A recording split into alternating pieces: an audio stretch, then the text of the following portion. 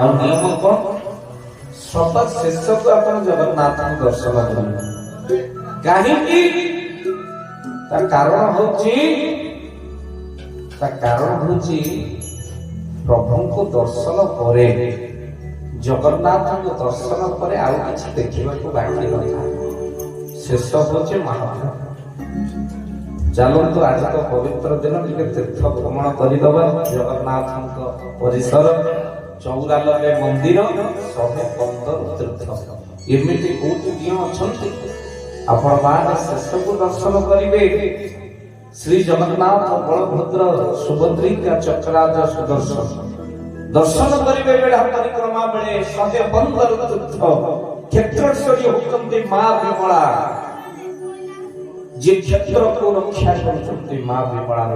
କ୍ଷେତ୍ରେଶ୍ୱରୀ ବିମଳା, ମହାଲକ୍ଷ୍ମୀ, ଉତ୍ତର ଦୁର୍ଗ, ବାଟମଙ୍ଗଳା, ଗୌରସ୍ତମ୍ଭ, ଭୋଗମଣ୍ଡପ, କଳ୍ପବୃକ୍ଷ, ରୋହିଣୀ କୁଣ୍ଡ, ବଟଗଣେଶ, ଉଚ୍ଚ ଗଣପତି, ସରସ୍ୱତୀ ଦେବୀ, ନବଗ୍ରହ, କୋଣାର୍କ ସୂର୍ଯ୍ୟଦେବ, ପାଦପଦ୍ମ, ଯଜ୍ଞପଟ, ଅଗ୍ନେଶ୍ୱରୀ, ଇନ୍ଦ୍ରାଦେବୀ, ଛତ୍ରକାଳୀ, ବାଟମାର୍କଣ୍ଡେୟ, କାତ୍ୟାୟନୀ, ଗୋପେଶ୍ୱର, ବେଦକାଳୀ, ପାତାଳେଶ୍ୱର, ଭୁବନେଶ୍ୱରୀ, ବୈକୁଣ୍ଠେଶ୍ୱରୀ, ଅଗ୍ନେଶ୍ୱର ଦେବ, ଇନ୍ଦ୍ରାଦେବୀ, ଛତ୍ରକାଳୀ, ବାଟମାର୍କଣ୍ଡେୟ, କାତ୍ୟାୟନୀ, ଗୋପେଶ୍ୱର, ବେଦକାଳୀ, ପାତାଳେଶ୍ୱର, ଭୁବନେଶ୍ୱରୀ, ବୈକୁଣ୍ଠେଶ୍ୱରୀ, ଯଜ୍ଞେଶ୍ୱରୀ, ଈଶାନେଶ୍ୱରୀ, ଶୀତଳା ଦେବୀ, ପାଙ୍କଶାଳା, ଦକ୍ଷିଣେଶ୍ୱର, କୁଣ୍ଡଳେଶ୍ୱର, ରାମଚନ୍ଦ୍ର ମନ୍ଦିର, ବୈରବ୍ୟ, ହନୁମାନ, ନିର୍ମାଲ୍ୟ ହନୁମାନ, କାନପୁନା ହନୁମାନ, ନୀଳାଦ୍ରି ବିହାରୀ, ବବେଶ୍ୱରା, ଶିଉଳି, ରଟା, କୋଇଲି, ବୈକୁଣ୍ଠ, ତପସ୍ୟ ହନୁମାନ, ସୁବର୍ଣ୍ଣ କୂପ, ଆନନ୍ଦ ବଜାର, ଦେବସ୍ନାନ ମଣ୍ଡପ, ମେଘନାଦ, ପାଚେରୀ, ଅରୁଣ ସ୍ତମ୍ଭ, ବଡ଼ଛାଟ ମଠ, ଛାଉଣୀ ମଠ, ବ୍ରଜନଦା, ପ୍ରହରୀ, ହନୁମାନ, ଦକ୍ଷିଣ ଦ୍ୱାର, ଦୁର୍ଗା ମାଧବ, ମଙ୍ଗଳେଶ୍ୱରୀ, ପଶ୍ଚିମ ଦ୍ୱାର, ଉତ୍ତର ଦ୍ୱାର, ଶ୍ରୀ ଲୋକନାଥ,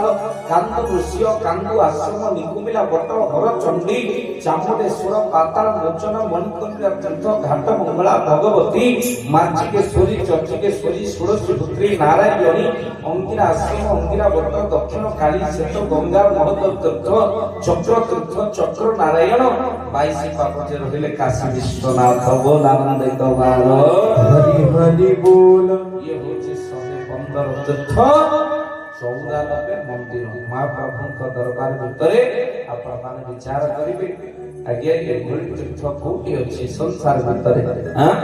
ସକଳ ତୀର୍ଥଙ୍କର ଆଳ ଦେଖରେ ପୂର୍ଣ୍ଣ ଲୀଳାଚଳ। ଦିନେ ମହାପୁରୁଷ ଅଚ୍ୟୁତାନନ୍ଦ ପ୍ରତିଦିନ ସନ୍ଧ୍ୟାରେ, ଇଏ ତ ସରୁ ଭାଇ ହେବେ ନା ଯଶୋବନ୍ତ ଦାସଙ୍କର ଆଉ ଅଚ୍ୟୁତାନନ୍ଦଙ୍କର, ଇଏ ସବୁ 2 ଜଣ ସାଙ୍ଗ ହେଇକି ଯାଆନ୍ତି ଦର୍ଶନ କରିବାକୁ ପଞ୍ଚସଖା ମାନଙ୍କର ଭେଟ। ପଞ୍ଚସଖା ମାନଙ୍କର ଭେଟ ଜଗନ୍ନାଥଙ୍କ କ୍ଷେତ୍ରରେ। ଆଗ ପଛ ଏଠୁ ନେମାଳରୁ ଯାଆନ୍ତି ଅଚ୍ୟୁତାନନ୍ଦ ମହାପୁରୁଷ, ଅଢଙ୍ଗ ଗ୍ରାମ, ଜଗତସିଂହପୁର ମାଟି, ଆପଣ ମାନଙ୍କର ଯଶୋବନ୍ତ ଠାକୁର। ଆପଣ ମାନେ ଦେଖିବେ ଜଗନ୍ନାଥ ଦାସ ଶ୍ରୀ କପିଳେନ୍ଦ୍ରପୁର ପୁରୀ, ସେଇଠି ଏରବଙ୍ଗ ରହିଲେ ବେଗୁନିଆ ପାଖ ବଳରାମ ଦାସଙ୍କର ଗାଁ, ସେ ସେଠୁ ଯିବେ। ଶିଶୁ ଅନନ୍ତ ହଉଛନ୍ତି ବାଲିପାଟଣା। ଯୋଉ ବାଲିପାଟଣା କୁ ସେ ନିଜେ ସ୍ୱପ୍ନାଦେଶ କରିଛନ୍ତି ଶିଶୁ ଅନନ୍ତ। କାହା? ମୋ ଗୁରୁଦେବ ହଉଛନ୍ତି ପ୍ରେମାଚାର୍ଯ୍ୟ ବାବା ମଧୁସୂଦନ କାକଟପୁର ନୂଆହାଟ ପ୍ରାଚୀ କୂଳରେ ହଉଛି ତାଙ୍କରି ଆଶ୍ରମ, ଗୁରୁଦେବଙ୍କର ଆଶ୍ରମ। ସେ ସେଠି ରହିବା ସମୟରେ ପ୍ରେମାଚାର୍ଯ୍ୟ ବାବା ମଧୁସୂଦନ ଯାହାଙ୍କର ମାଳିକାରେ ପ୍ରମାଣ ରହିଛନ୍ତି, ଶିବକଳ୍ପ ନିର୍ଘଣ୍ଟ ମାଳିକା। କଣ ରହିଛି ପ୍ରମାଣ? ମଧୁଦାସ ନାମ ଲେଖା ହେଇଛି ଶିବକଳ୍ପରେ। ଅଚ୍ୟୁତାନନ୍ଦ ଲେଖିଛନ୍ତି, କହିଲେ ମଧୁର କୂଳରେ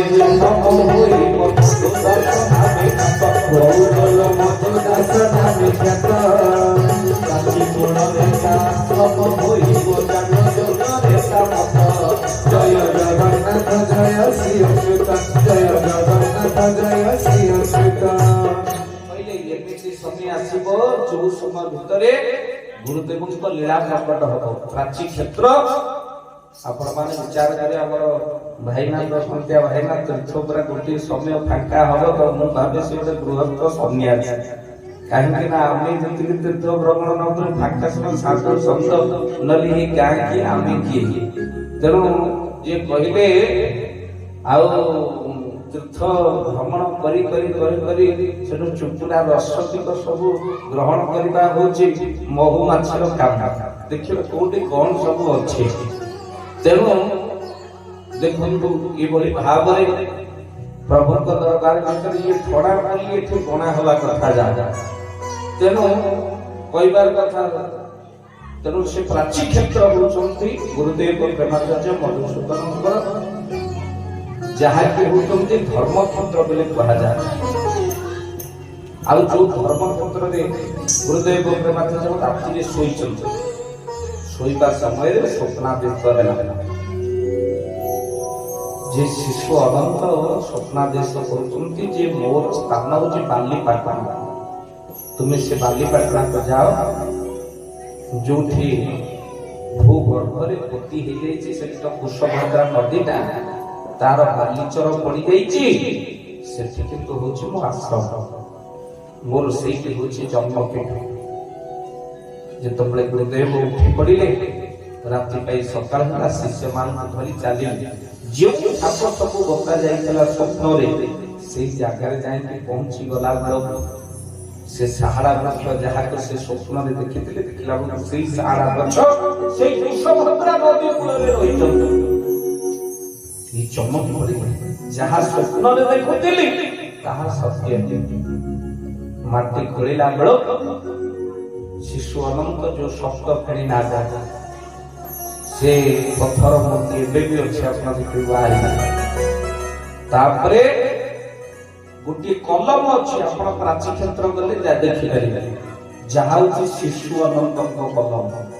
ଯୋଉଠି ଗୋଟେ ଛୋଟିଆ କୋଣା ଅଛି, ସେ କଲମ ଉପରେ ଜବ କାଚ ଭଳିଆ, ତା ଦେହରେ ଆପଣ ଯଦି ଦେଖିବେ ଚାରିଟା ଆପଣଙ୍କୁ କଣ ନା ତୀର୍ଥ ଦେଖାଯିବ, ଯାହାକି କୁହାଯାଏ ଧର୍ମ ଅର୍ଥ କାମ ମୁଖ୍ୟ।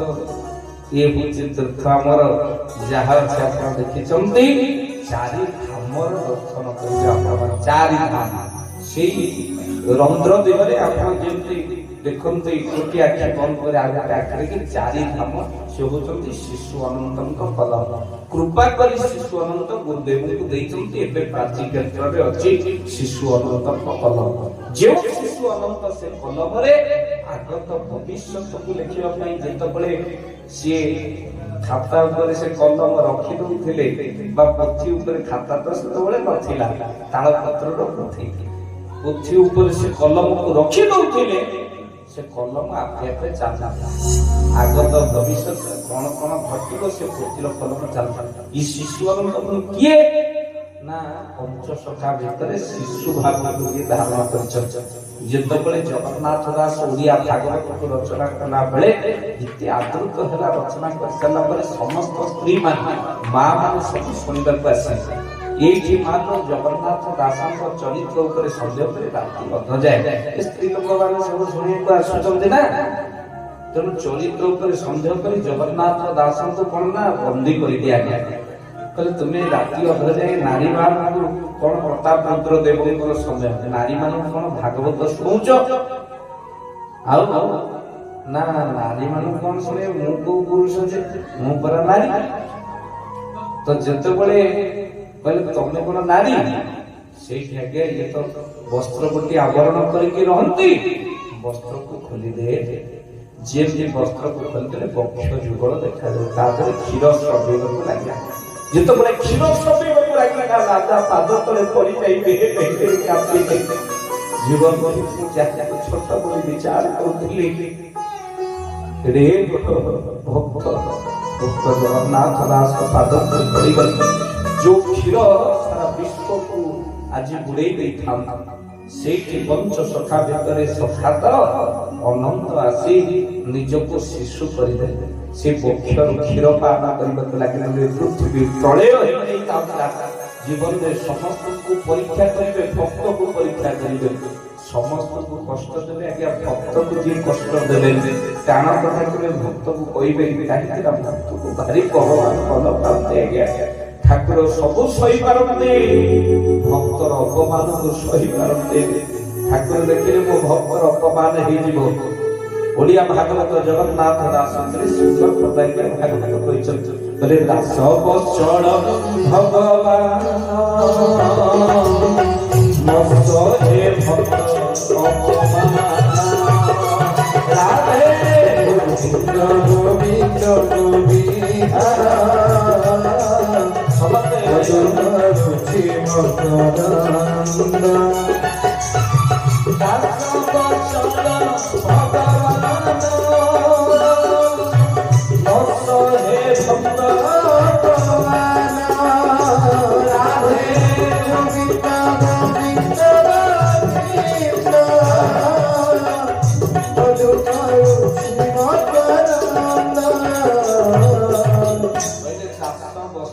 भगवान भक्त भगवान। अच्छा भक्त प्रभुंकर किए की पूरी भागवत कौन कहले भक्त तुमर किए कहले भक्त भक्त जे मोह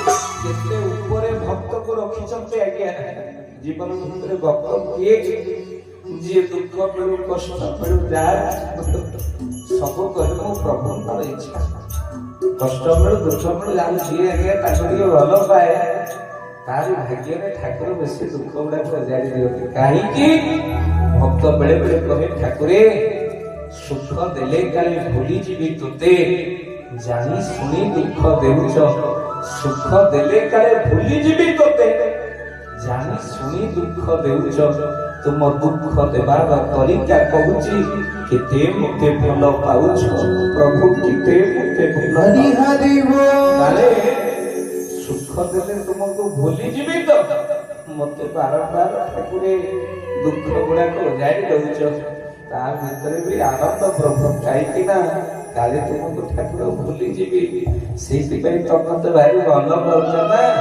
सेति पई दुख गुड़ा को जाई दउछ देखंत भक्त को केते ऊपरे आज्ञा भक्त को रखिछन्ते प्रभु देखंत आउ भक्त भागवत कोन कहिने हां बोले ठाकुरे बोले भक्त न हिते तोर तोर देव भक्त